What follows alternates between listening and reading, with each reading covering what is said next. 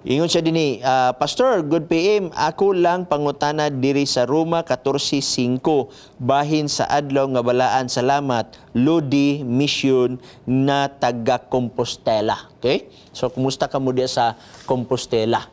Now, iyang gi-quote dinhi ang Romans chapter 14 verse 5. Actually kaning Romans chapter 14 igsoon, adunay usa sa mga pagtulunan dinhi sa kalibutan nga dili sad sila Domingo, dili sad sila Sabado.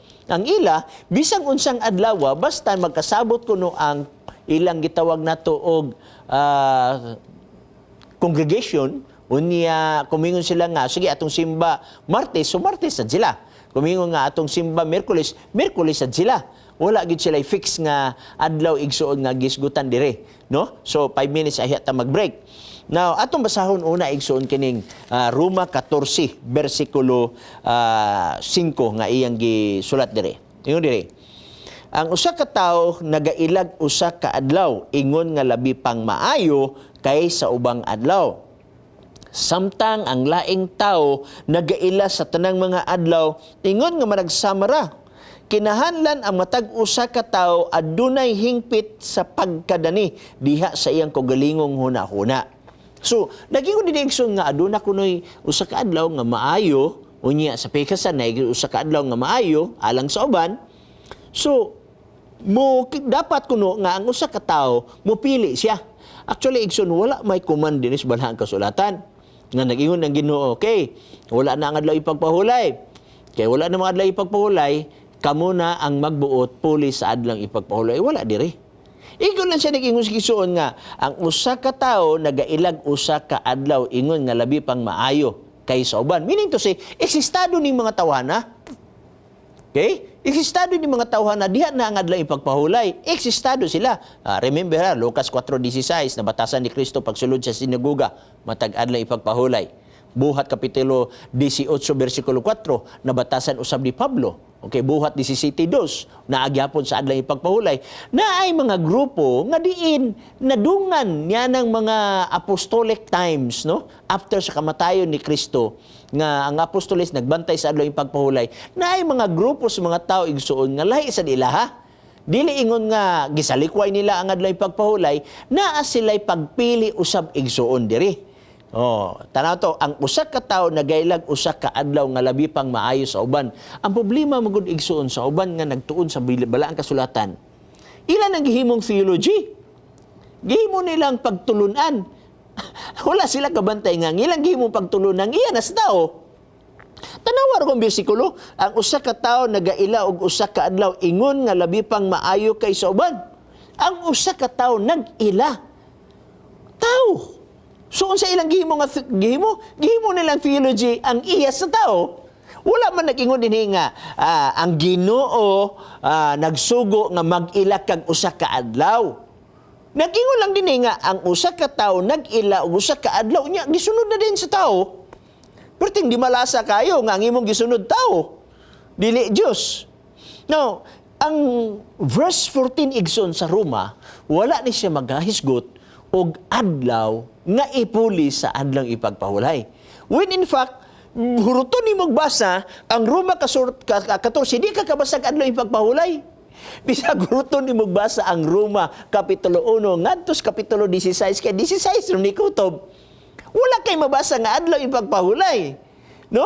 How come nga ipuli siya sa adlaw ipagpahulay? Unya kung imong tanaw ni igsoon, nagimo ang usa ka tawo nag-ila og usa ka adlaw ingon labi pang maayo. Ang usa ka tawo, ang pangutana, kinsa may imong pilion? Ang tawo o ang Dios?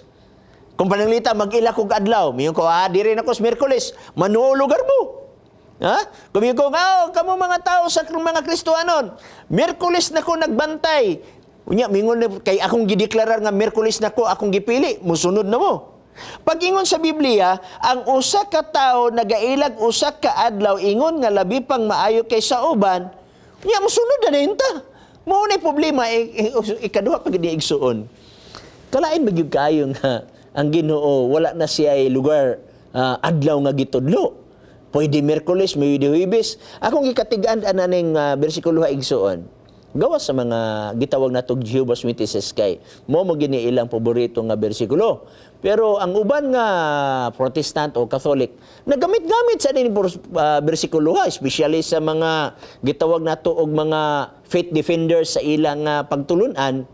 Gamito nila ang Roma 14:5 unsa din nausab na din doktrina sa Roman Catholic or sa mga Protestant nga magbuot na lang ka kung unsang adlaw imong anong na Domingo man gihapon. Ang Catholic Domingo, ang Protestant Domingo. Unya gamito ni nga bersikulo sa uban. Oh, matingala bitaw ano gamiton man ni sa uban nga bersikulo mismo mga faith defenders. Gamiton ni nga bersikulo na usab na din doktrina sa Protestant ug sa Catholic nganong gamiton man ni wala biya mausab ang pagtulunan sa Catholic o sa Protestant, Domingo biya gyapon nila gibantayan. So therefore, dili pwede nimo ni gamiton. Kay bisan kung sa mga adlawan adunay usa ka tawo nag-ila og laing usa ka adlaw nga labing mas maayo kaysa uban. So kaning Roma 14 igsoon, bersikulo 5, iyan ni sa tao. Nga ang pangutana, kinsa may atong pilion, ang tao o ang Dios? Ang Biblia gihapon atong patubagon igsoon. Dinhi sa Acts chapter 5, no? Mas maayo man ni Biblia ang atong patubagon mo bitaw nga sa atong program moingon ta dinhi nga ang atong ikagarantiya igsuon nga ang atong tubag sumala sa pamatuod sa balaan nga kasulatan. Kanang word pamatuod meaning atong i-explain ang mga Biblia, portion din sa Biblia nga atong gisgutan. 5:29 nagingon. Apan si Pedro og ang mga apostoles mitubag nga nag-ingon, kinahanglan maoy among unahon pagsugot ang Dios inay sa tao. So kung unahon ko na to pagsugot, ang Diyos inay sa tao. So meaning to sa imo makita igsuon nga kinahanglan di ay ang atong sundon ang Diyos, dili ang tao. Now to prove to you igsuon nga kining Roma 14:5 iyan is sa tao. Kwao nato ang gitawag nato og immediate context. Mayong gitang immediate context igsuon, mga silingan nga bersikulo dinhi sa Roma 14. Dili kay mukutlo latag usa ka bersikulo unya tapos ato dayong kwao ng atong doktrina ihawom-hawom din nato sa Roma 14. Dili ana. Kwao natong tibuok nga context. Usbon ko ang context sa Roma kapitulo 15 wa maghisgot og Sabbath day. When in fact, huruton nimo basa ang Roma Kapitulo 1 ngadto sa Kapitulo 16, wa kay mabasa diha nga Sabbath day. Meaning to say, wa maghisgot og day of worship ang Roma 14. Ang gisgutan sa Roma 14, dili day of worship. Mga pagtulunan sa mga tao nga gibadlong ni Pablo kay gusto nila i-enforce sulod sa iglesia. For example, kini nga pagtulunan kay sakop ra man ni sa 5 diri tas bersikulo 1. May tungod sa tao maluyag pagtuo, dawatan ninyo siya, apan dili aron sa pagsaway sa iyang mga dinahom-dahom. Kay ang usa ka tao, take note, pareha-pareha pag-asulti ni Paul sa bersikulo 5. Ang usa ka tao, dinhi sa 2, kay ang usa ka tawo nagatuo nga makakaon sa bisan unsa samtang ang taong maluya makakaon, no? Makakaon og mga utanon lamang. Oho, kaning usa kuno ka tawo makakaon sa bisag unsa. Kanang word nga makakaon sa bisag unsa igsoon meaning mga pagkaon nga gitugot. Kay ang baboy wa man gitugot, so therefore di na siya kanunon. Ang gisgutan dinhi makakaon man. So meaning to say katong gitugot, ang baboy dili man gitugot, so dili siya makaon. So therefore wa magisgot og baboy dire. So ang comparative ani igsoon, comparative between nga mga vegetarian og dili vegetarian. Okay? Nabantayan nimo? Next, verse 3. Verse 3. Ang magakaon kinahanglan dili magtamay sa wala magkaon ug ang wala magkaon kinahanglan dili maghukom sa mga nagkaon kay kini siya gidawat man sa Dios. Okay? So imo makita kung vegetarian ka ayaw hukmi ang dili vegetarian. Kung di sang ka vegetarian ayaw tamhaya ang mga vegetarian. Kay kamundo gidawat sa Dios. Mabitaw nga usay dinhi na ay mga pangutana dinhi nga muhukom sa mga tao nga nagkaon ka og manok, nagkaon kag baka, susala na, sumala sa gisulti sa spirit of prophecy, naghukom na ka. Now remember ang Biblia giingon ang spirit of prophecy nga gitawag ni siya og greater light. Ang spirit of prophecy is lesser light.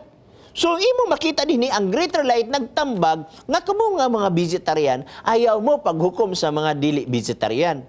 Do si mo makita din mga butang kini nga gisgutan sa panahon ni Pablo nga iya sa tao nga mga panghuna-huna. Naapil din ang aningon nga adunay tao na ang adunay usa ka tawo nag-ilaog adlaw. So morning ang problema mo gud igsoon dagan no naghimog theology nga maghimog tag theology kay nag-ingon man ang Biblia nga ang usa ka tawo magailag usa ka adlaw ingon nga labi pang maayo sa uban. Diri kus Miyerkules. Uban, diri kus Martes. Muna nga naay pagtulunan karon ni igsoon nga sila ray magsabot-sabot og ila walay uniformity.